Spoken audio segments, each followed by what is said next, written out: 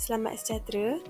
Hari ini, saya dan ahli kumpulan akan membentangkan tajuk pendidikan keselamatan diri dan bahaya di tempat yang berdekatan dengan air seperti kolam renang, tasik, sungai, laut dan kawasan banjir. Ahli kumpulan kami terdiri daripada 5 orang, iaitu Syazani, iaitu saya sendiri, Chong Ichin, Siti Aisyah, Yening, Kelvin dan Afiq Fahmi. Jenis-jenis badan air ada 11, iaitu kolam, tasik, pantai ataupun teluk, sungai, air terjun, tali air, parit atau lopak air, taman khemah, lombong, banjir, perigi ataupun kolam. Kolam renang terbahagi kepada 2, iaitu kolam renang alami dan kolam renang buatan. Lain-lain kolam adalah seperti kolam tanah dan kolam konkrit. Tasik atau danau ialah sejenis sifat rupa bumi ataupun sifat fizikal yang berbentuk takungan air pedalaman yang bukan sebahagian lautan, yang lebih besar dan dalam berbanding kolam, dan juga air dia mengalir perlahan tetapi tak semestinya dan ditempatkan di bawah lembangan, iaitu satu lagi ciri rupa bumi. Pinggir pantai boleh dibahagi kepada 2 jenis, iaitu pinggir pantai tenggelam, iaitu yang terbentuk akibat penenggelaman kawasan daratan, dan pinggir pantai timbul, iaitu terbentuk akibat penimbulan bumi ataupun penurunan aras laut. Sungai merupakan aliran air yang besar dan memanjang yang mengalir secara terus-menerus daripada hulu, iaitu sumber dia, menuju ke hilir, iaitu muara. Aliran sungai dibahagikan kepada 3 peringkat, iaitu hulu, yang muda, tengah, dewasa, dan hilir sungai yang tua. Taman khemah dalam konteks tempatan merupakan kawasan rekreasi komersial atau bukan komersial yang menerapkan satu tema atau gabungan beberapa tema dan bersifat kekal. Contoh-contoh tema adalah seperti rekreasi air, rekreasi hiburan, kebudayaan, seni dan juga safari. Tali air merupakan saluran untuk mengalirkan air ke sawah, dan parit yang digali atau yang asli untuk mengalirkan air ke kawasan bendang. Air terjun iaitu apabila terbentuknya bahagian batuan keras pada aliran air yang menyebabkan air sungai terjun secara tiba-tiba, dan jeram pula terbentuk apabila terdapat susunan batuan yang keras dan lembut secara berselang-seli, dan air jeram ni akan mengalir dan menghakis batuan lembut, dan batuan keras akan menghalang pengaliran air sungai. Lombong ataupun kuari. Kuari ialah kegiatan atau lokasi perlombongan terbuka bagi dapatkan batu atau galian, biasanya di kawasan bukit, dan hasil perlombongan dan letupan bukit mengakibatkan jurang dan lubang yang dalam, dan ini akan menyebabkan air bertakung. Banjir boleh didefinisikan sebagai badan air yang melimpah keluar dari tebing sungai, tasik atau sistem peparitan disebabkan oleh hujan yang sangat lebat, pencairan ais, air pasang dan halangan pada saluran. Perigi ataupun kolah. Perigi iaitu lubang yang digali dalam tanah untuk mendapatkan air kerana tidak ada bekalan air baik, dan kolah pula kolam berbentuk 4 segi atau bulat yang biasanya dibuat daripada batu sebagai tempat untuk simpan air. Parit dan lopak air. Parit ialah alur yang dibuat untuk mengalirkan air keluar, dan lopak air pula tanah ataupun jalan berlubang yang berisi dengan air. Risiko-risiko di badan air. Yang pertama, arus deras kepala air. Perkara ini berlaku apabila hujan lebat yang luar biasa di kawasan hulu. Keadaan ini juga mengakibatkan berlaku fenomena kepala air. Keadaan ini sangat membahayakan kerana aliran arus dan air yang kuat ini membawa puluhan sampah sarap seperti daun kering, ranting kayu, batu, sisa batang pokok atau banyak yang dibuang di sungai. Aliran air sungai dan arus yang kuat ini boleh merempuh apa sahaja yang ada di laluannya. Disebabkan aliran yang kuat inilah, mangsa tidak dapat berbuat apa-apa ketika aliran air yang kuat ini berlaku. Selain itu, pasir jelus juga merupakan risiko yang terdapat di badan air. Pasir jelus terjadi apabila air membasahi kawasan di mana keadaan pasir agak longgar, sehinggakan pasir tersebut bergerak-gerak. Semasa air itu terperangkap dalam kumpulan pasir tersebut, ia membentuk pasir cair yang tidak mampu menampung berat lagi. Pasir jelus biasanya terjadi di kawasan yang agak lemah tanahnya, seperti mata air sepanjang tebing sungai, sekitar tasik, kawasan paya atau di pesisiran pantai. Seterusnya, haiwan berbahaya. Haiwan berbahaya terdiri daripada pelbagai jenis.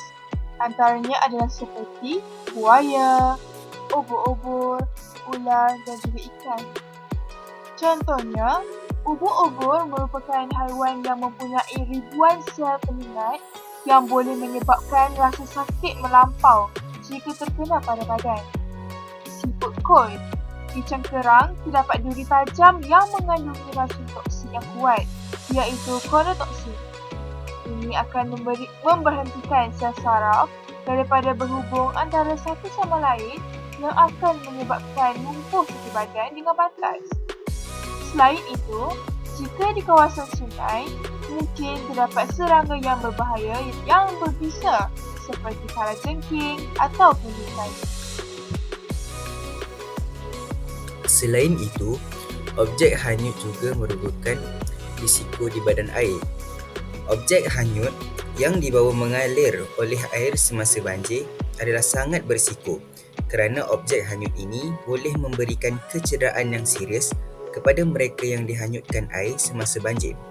Antara objek hanyut adalah, yang pertama ialah sampah sarap, yang kedua kayu atau pokok, yang ketiga batu atau besi. Seperti yang kita sedia maklum, di setiap kawasan yang terlibat dengan air mempunyai kedalaman yang berbeza dan sangat berbahaya.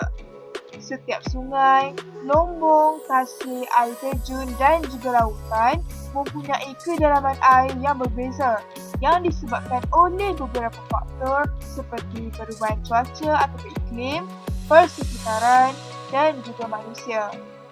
Risiko seperti lemas boleh berlaku sekiranya seseorang itu tidak mempunyai pengetahuan ataupun asas berenang. Seterusnya, risiko ombak besar. Ombak ialah air laut yang bergulung-gulung ke arah pantai dan menghempas pantai. Ombak terjadi dari tiupan angin dan bumi yang berputar di atas paksinya. Gempa yang berlaku di kawasan lautan boleh menghasilkan ombak besar tsunami berukuran di antara 6 hingga 10 meter tinggi dan boleh menenggelamkan kawasan yang berdekatan dengan pantai. Secara keseluruhannya, ombak besar boleh membawa banyak impak dari segi perubahan arus, ombak dan morfologi pantai. Yang terakhir ialah penyakit bawaan air. Penyakit bawaan air adalah disebabkan dua perkara. Yang pertama, ia berlaku disebabkan pencemaran bahagian kimia dan juga industri. Sebagai contoh, bahan kimia yang berbahaya seperti nitrat atau besi di dalam bekalan air dan disebabkan pencemaran industri ini terhadap bahan kimia agak yang berlebihan. Yang kedua, bahaya mikro yang mencemar air dengan bakteria, virus dan organisma parasit yang menyebabkan penyakit. Kebanyakan pencemaran ini adalah disebabkan air yang bersentuhan dengan haiwan dan najis manusia. Terdapat banyak jenis penyakit bawaan air seperti birit, sakit dan kecak abdomen, demam pialu maupun penyakit cacing dunia. Seperti gambar yang tertera di dalam slide ini, mangsa banjir juga berisiko untuk terkena penyakit daripada air ini. Hal ini kerana air yang datang daripada banjir mempunyai pelbagai jenis sampah sarap ataupun pelbagai jenis sumber yang boleh menyebabkan pelbagai risiko penyakit yang boleh membinasakan para pemangsa banjir. Risiko di badan air yang terakhir ialah objek atau tumbuhan bahaya yang tidak kelihatan dari permukaan air. Penyelam perlu memastikan bahawa tiada objek atau tumbuhan berbahaya di permukaan air bagi mengelakkan kecederaan. Kecederaan boleh berlaku pada leher semasa menyelam jika tidak cekap mengagak kedalaman. Keadaan ini boleh menyebabkan penyelam, yang pertama, kecederaan serius, yang kedua, lumpuh kematian dan yang terakhir juga boleh menyebabkan kematian. Salam sejahtera. Jadi sekarang saya akan membentangkan tentang panduan keselamatan di kawasan air, dan di bahagian ini akan dibahagikan kepada dua, iaitu perkara-perkara yang patut diamalkan semasa berada di kawasan air serta perkara-perkara yang patut dielakkan ketika kita berada di kawasan air. Antara perkara-perkara yang patut kita amalkan semasa berada di kawasan air, iaitu kita perlu mengenal pasti kemampuan diri kita ataupun ahli keluarga kita.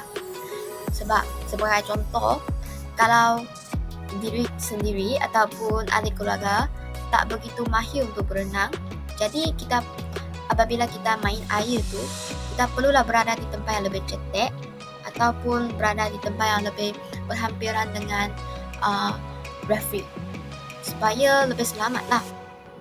Dan seterusnya, kita perlu mengenal pasti dan mematuhi papan tanda ataupun bendera keselamatan di kawasan tersebut. Sebagai contoh, kalau tempat tu memberi arahan bahawa di situ tidak sesuai untuk kita bergelar, tidak sesuai untuk berenang, jadi kita mesti mematuhi peraturan-peraturan tersebut supaya kita akan dapat menjamin keselamatan diri kita. Sebab kalau tempat tu wujudnya arahan-arahan tersebut, mesti ada sebabnya. Mungkin tempat tu pernah berlaku kemalangan ataupun kelemasan orang dan sebagainya lah. Dan seterusnya, kita perlu mengetahui teknik menyelamatkan diri. Bagi contoh, apabila kita tahu teknik untuk menyelamatkan diri, kita akan lebih tenang. Bagi contohnya, kita mungkin berlakunya kekejangan. Jadi semasa kita mengalami kekejangan tu, kita akan lebih tenang dan akan tahu apa yang kita perlu buat. Yang keempat, kita perlu mengenal pasti apa yang mungkin berlaku di badan air. Okay.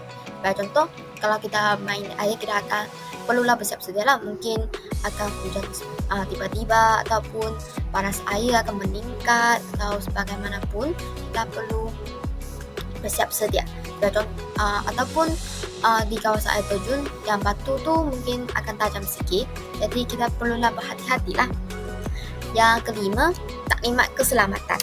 Yang ni, kalau guru membawa anak muridnya pergi ke tempat pergi ke kawasan perairan, jadi sebelum melakukan aktiviti-aktiviti, guru tu perlu memberikan taklimat keselamatan kepada anak muridnya supaya anak muridnya tahu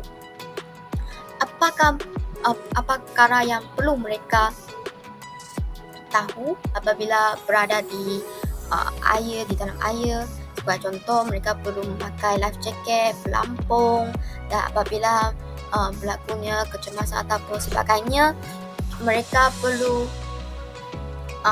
bergerak ke arah yang mana dan sebagainya. Yang keenam, kita perlu mendapatkan maklumat keadaan cuaca. Sebagai contoh, apabila kita pergi bergelar di mana-mana tempat, kita boleh mendapatkan maklumat cuaca di kawasan tersebut terlebih dahulu. Dan jika kita mendapati bahawa tempat tersebut mungkin akan berlakunya hujan lebat ataupun ada petir, kilat dan sebagainya, mungkin kita boleh membuat keputusan untuk menundakan hari pergelaran kita lah supaya lebih selamat.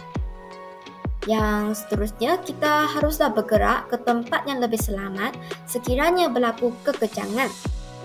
Jadi, apabila kita mengalami kekejangan otot, yang pertamanya kita perlu bertenang terlebih dahulu, kemudian bergerak ke tempat yang lebih selamat. Contohnya tempat yang lebih airnya lebih cetek sikit lah, dan memberikan otot kita berehat seketika.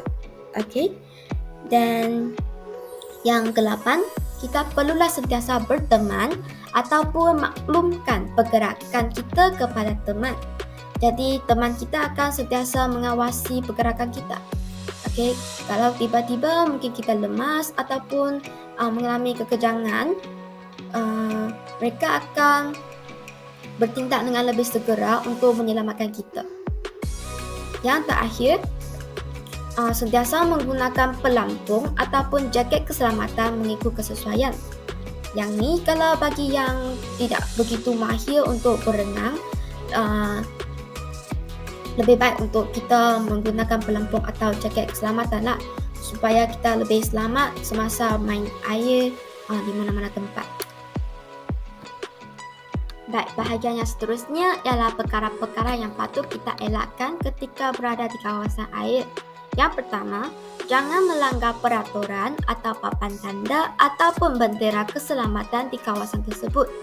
Kalau tempat tu kata jangan berenang ataupun jangan buang sampah ataupun sebagainya, ikut je lah peraturan tersebut. Okey? Yang seterusnya, jangan melakukan aktiviti air di kawasan yang tidak dipasang papan tanda keselamatan. Sebab mungkin tempat tu tidak pernah ada orang pergi, jadi kita tidak tahu adakah tempat itu selamat ataupun tidak. Mungkin akan ada haiwan-haiwan liar, buaya dan sebagainya. Yang ketiga, jangan berenang ketika terlalu kenyang ataupun lapar. Kalau ikut apa yang saya telah cari, kalau kita berenang ketika berada dalam situasi yang kenyang, mungkin kita akan tenggelam ataupun kalau lapar, otot kita akan kehilangan energi. Jadi mungkin kita akan mengalami situasi kekejangan otot. Okey? Yang keempat, jangan melakukan aktiviti di air ketika air mulai pasang, mulai surut dan apabila cuaca menjadi buruk. Ini untuk keselamatan diri kita lah. Yang kelima, jangan berenang atau menyelamatkan mangsa yang sedang lemas jika tiada pengetahuan dan kemahiran menyelamat di air. Okey, lebih baik kita menyelamatkan diri kita terlebih dahulu dan memanggil ataupun mendapatkan pertolongan daripada orang yang lebih mahir untuk menyelamatkan orang tersebut. Okey, kalau tidak, bahayalah sebab mungkin diri kita juga akan kehilangan nyawa. Okey. Seterusnya, jangan mengabaikan siren atau bunyi amaran yang dikeluarkan. Sebagai contoh, kalau kita berada di kawasan pantai, semasa kita bermain di laut, okey, kalau kita mendengar bunyi amaran yang memanggil kita untuk naik ke darat, kita perlu mengikut amaran tersebut. Mungkin pada ketika itu tidak selamat untuk kita teruskan permainan air itu di kawasan tersebut. Yang seterusnya, jangan mencabar ataupun melangkaui kemampuan diri kita.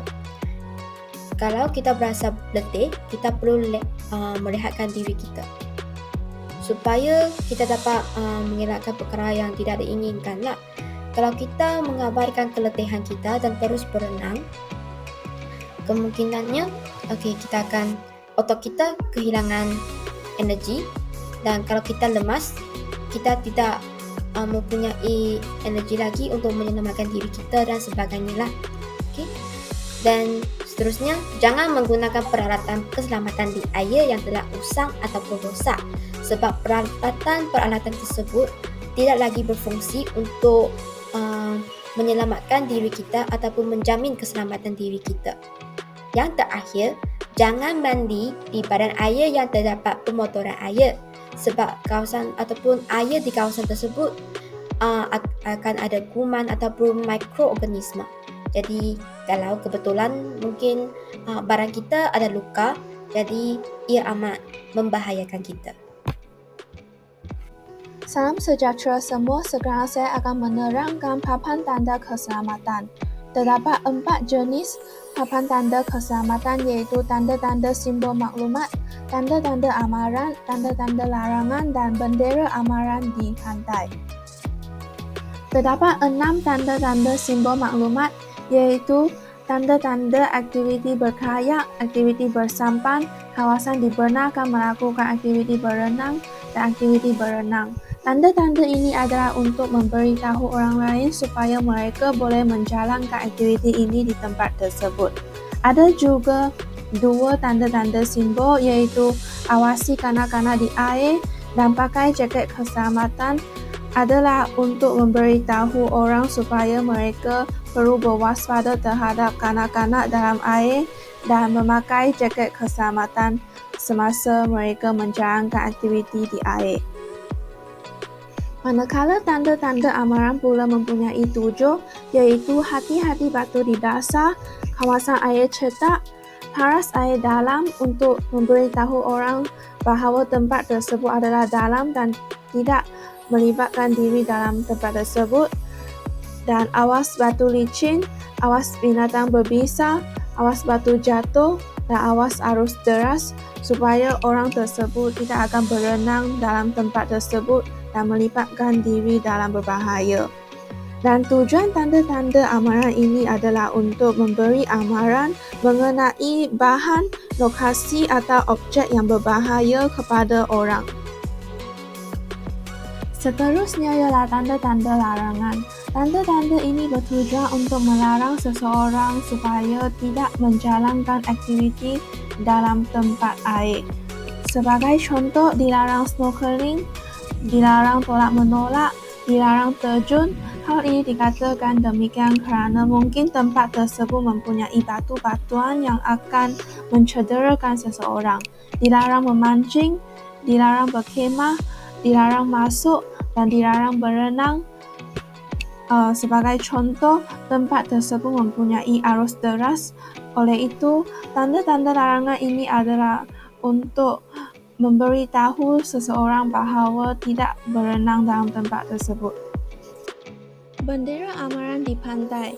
Bendera yang berwarna merah dan oranye ini adalah menunjukkan sebagai peronda pantai atau penyelamat yang digunakan untuk menetapkan kawasan mandi oleh penyelamat atau peronda pantai. Manakala amaran yang berwarna kuning pula adalah untuk memberi amaran kepada orang ramai. Di samping itu, bendera yang berwarna merah menunjukkan kawasan mandian tersebut adalah ditutup dan tidak boleh memasuki oleh orang lain. Dan akhir sekali ialah bendera yang berwarna hijau. Maksudnya ialah kawasan aktiviti air yang mana orang boleh menjalankan aktiviti air di sana. Dan sekarang saya akan membentangkan teknik-teknik asas menyelamatkan di air. Ini adalah tindakan-tindakan yang kita boleh lakukan jika kita melihat ada kelemasan berlaku. Yang pertama adalah kita boleh meminta bantuan orang berdekatan. Jika kita tidak pandai berenang ataupun baru first time menghadapi masalah ini, kita boleh meminta bantuan daripada orang berdekatan. Tak kala siapapun supaya dia dapat membantu kita untuk menyelamatkan orang. Dan seterusnya kita boleh membuat panggilan kecemasan seperti dalam gambar yang dipaparkan nombor 999 supaya ambulans boleh datang dengan lebih cepat dan mangsa tersebut dapat mendapat rawatan dengan lebih cepat dan nyawanya boleh lebih menjadi lebih keselamatannya boleh lebih terjamin. Dan seterusnya kita boleh menggunakan alatan keselamatan untuk membantu mangsa tersebut. Dan di samping itu kita juga boleh menggunakan bahan alternatif untuk menyelamatkannya seperti dalam gambar. Kita boleh menggunakan ranting kayu ataupun tali. Sekiranya tak kala apa-apa sahaja yang kita boleh gulungkan atau melenturkan kepada mangsa tersebut supaya dia boleh menangkap dan boleh kita tarik untuk membantunya membantunya daripada kelemasan lah. Dan akhirnya kita juga boleh menggunakan kaedah menyelamat yang betul jika kita telah ataupun sudah mempelajari kaedah menyelamat yang betul supaya mereka dapat diselamatkan dan lebih cepat. Kita perlu meminta bantuan daripada orang lain yang boleh mengambil masa yang lebih panjang. Dan sekiranya kita tidak pernah mempelajari kaedah menyelamat yang betul, dan kita tidak boleh menggunakan kaedah yang salah untuk menyelamatkan mereka, kerana ini kemungkinannya berlakunya kedua-dua mangsa dan kita mati dalam air. Dan seterusnya ini adalah antara teknik yang kita boleh menyelamatkan diri sekiranya kita sendiri yang hampir lemas. Pertama, kita perlu mengawal emosi kita sendiri supaya kita boleh lebih cepat tenang. Ini adalah perkara yang sangat terpenting. Jika kita tidak dapat cepat tenang dan kita risau sana, takut sini, kita kemungkinan akan tenggelam dengan lebih cepat.